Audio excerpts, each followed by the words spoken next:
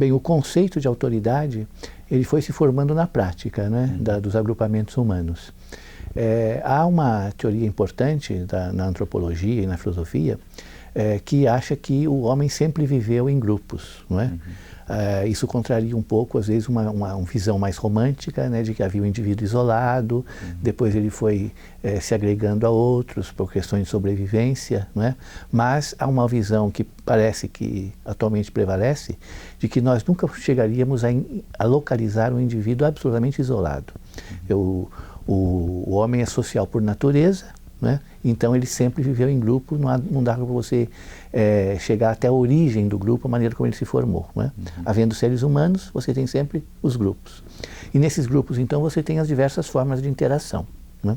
Supõe-se que, por questões de sobrevivência e de organização, né, havia uma certa divisão de trabalho, né, e que também deveria se refletir numa divisão de poder, né? Então, dentre os vários aspectos em que os grupos humanos se dividiam, inclusive não só nos aspectos práticos relativos ao trabalho, à sobrevivência mais imediata, né? Mas também aos aspectos ligados mais à espiritualidade, à fabulação, às religiões, mitos e tudo aquilo que contribui para a organização mental da sociedade, né?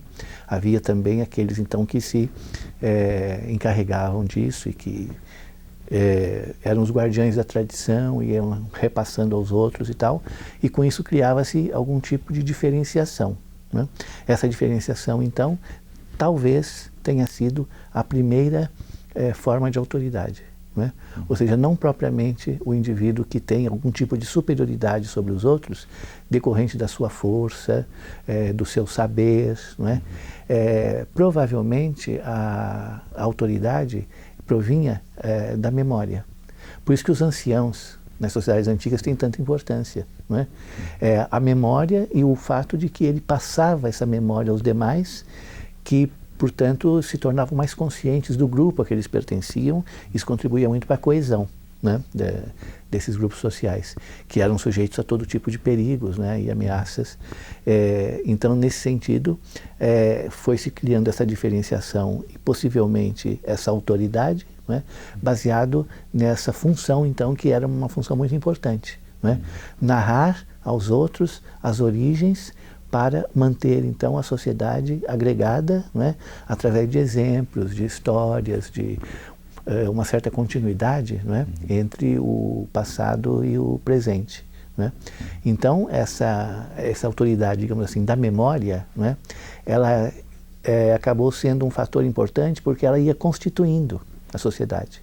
A partir do momento em que as novas gerações iam tomando conhecimento disso, né, eles iam se integrando de maneira mais consciente. Então a sociedade ia se constituindo, né, com o grau de coesão necessário a partir dessas narrativas, desses narradores, né, que, portanto, possuíam essa autoridade, né, que era apenas e tão somente o fato de que eles tinham na memória, né, o passado da sociedade. E o passado da sociedade contribuía para que ela se organizasse no presente.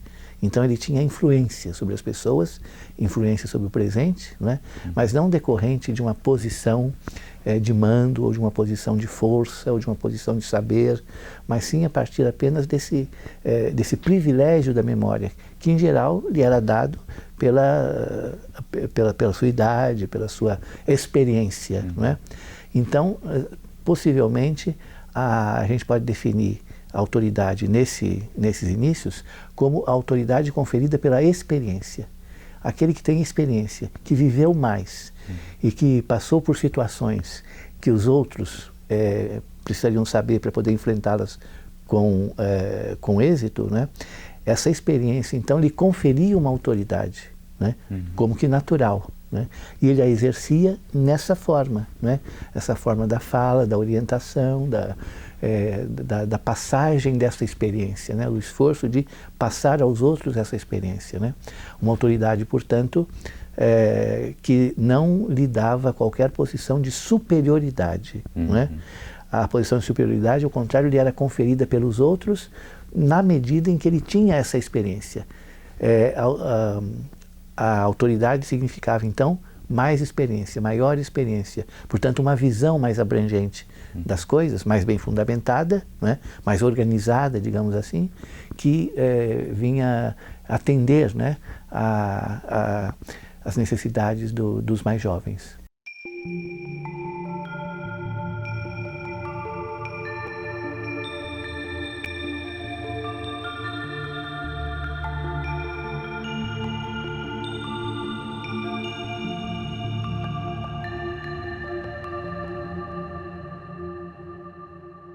E justamente porque esse poder não faria muito sentido na medida em que essa autoridade só era exercida em relação aos outros. Não é? Quer dizer, esse esforço de passar aos outros aquilo que lhes seria útil, não é? Para a sobrevivência, para a organização da sociedade, fazia com que o indivíduo que detinha a autoridade, ele a detinha na forma do serviço aos outros, não é? Da contribuição que ele poderia dar à vida coletiva, não é? E para ele mesmo, não é? A autoridade não servia de nada. Essa diferenciação social, portanto, como você bem disse, não significava poder, não significava acréscimo de poder, não é? E nem instalava essa desigualdade, não é? Entre aqueles que detêm o poder e aqueles que precisam obedecer.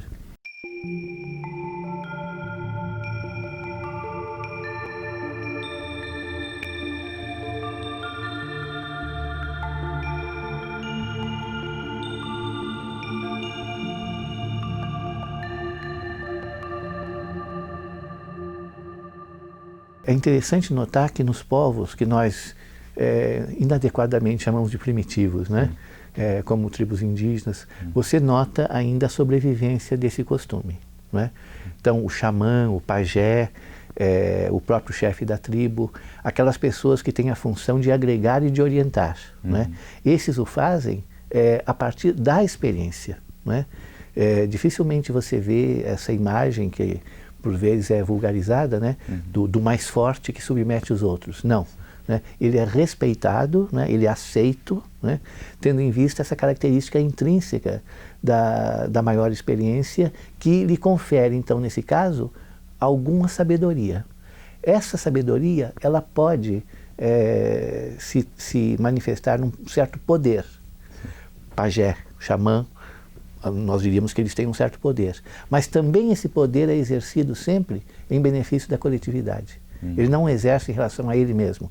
Ele cura, ele orienta, ele aconselha, né? Então, se nós podemos chamar isso de um poder, porque afinal de contas ele detém isso, os outros não, né? Isso o diferencia, mas o uso que ele faz disso é sempre em prol da coletividade. Ou seja, o poder exercido em relação ao outro. Isso é um diferencial muito grande, né, que nas sociedades modernas praticamente desapareceu.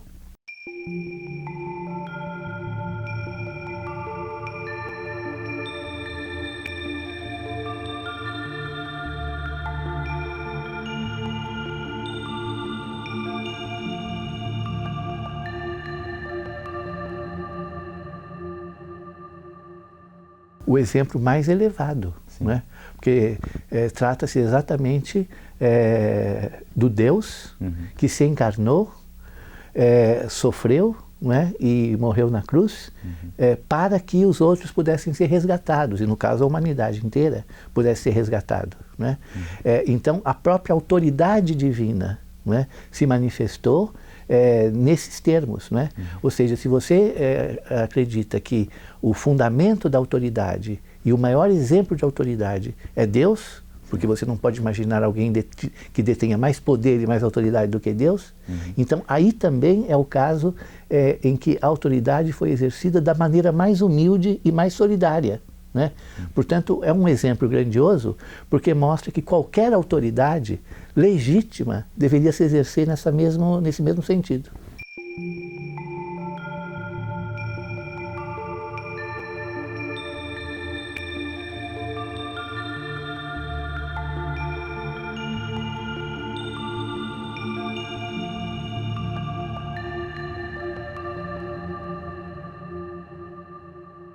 Sim, porque na verdade, quando nós dizemos que ele não exerceu nenhuma função política diretamente, nós estamos naturalmente nos baseando naquilo que entendemos por política, né?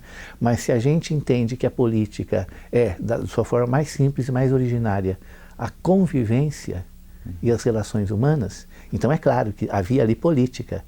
E tanto que foi objeto de hostilidade, foi perseguido, né? E nesse sentido, então, por que tudo isso aconteceu? Porque a forma de exercício da autoridade e a legitimidade com que aquilo se apresentava, né, incomodava aqueles que usavam autoridade de outra forma. Exatamente não de forma solidária e a serviço do outro, mas de maneira egoística e a serviço de si, dos seus grupos, de seus interesses, não é? Então, o aparecimento de um outro exemplo de exercício de autoridade, né, espiritualmente muito mais elevado, né, e que cativava, né, as pessoas, não as forçava a coisa alguma, né, simplesmente as fascinava por si próprio. Né? E isso, é claro, causou incômodo, né, porque veio abalar uma estrutura, aí sim, autoritária, né? Uma estrutura de autoridade autoritária, quer dizer, aquela que se baseia no simples poder, no sentido da força, né? E não em outras características de relação humana, de convivência humana.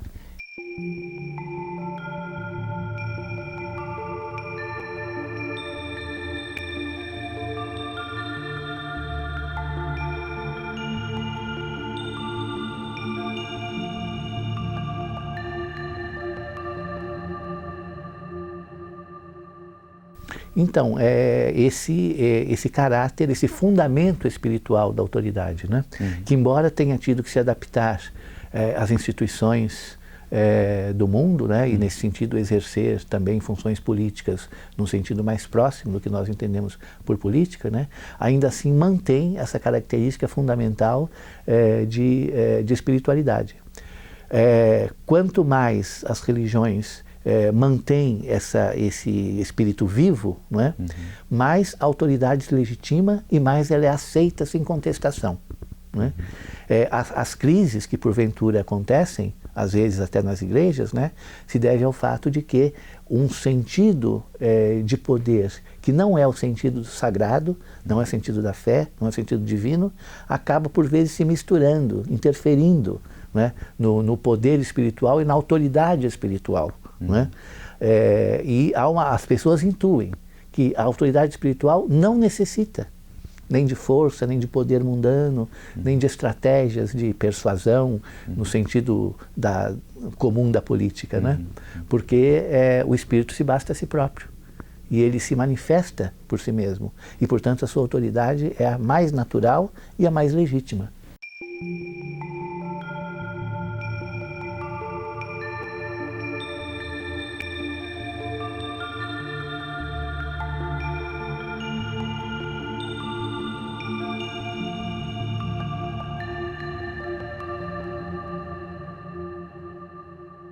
Com certeza, porque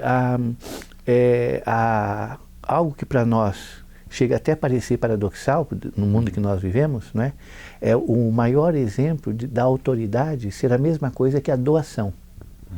Muitas vezes nós achamos que isso são duas coisas incompatíveis. Ou você tem autoridade e aí você exerce uma influência sobre os outros, ou você se doa a eles. É como se você estivesse submetendo a autoridade deles, né? No entanto, no caso de Jesus, o que foi levado ao máximo foi essa identificação. A autoridade dele provinha da doação, o poder provinha da humildade. Então, exercido assim nesse limite, não é? Mesmo aqueles que tentaram seguir o seu exemplo, certamente não chegaram a esse ponto. Né? Então nós temos, evidentemente, grandes personagens, né, que você pode aproximar desse tipo de solidariedade, de autoridade solidária, de serviço ao próximo e assim por diante. Mas isso por quê? Porque há um paradigma, um modelo do qual a gente tenta se aproximar. Né? E o modelo exercido na sua máxima potencialidade, né, certamente foi a autoridade de Jesus.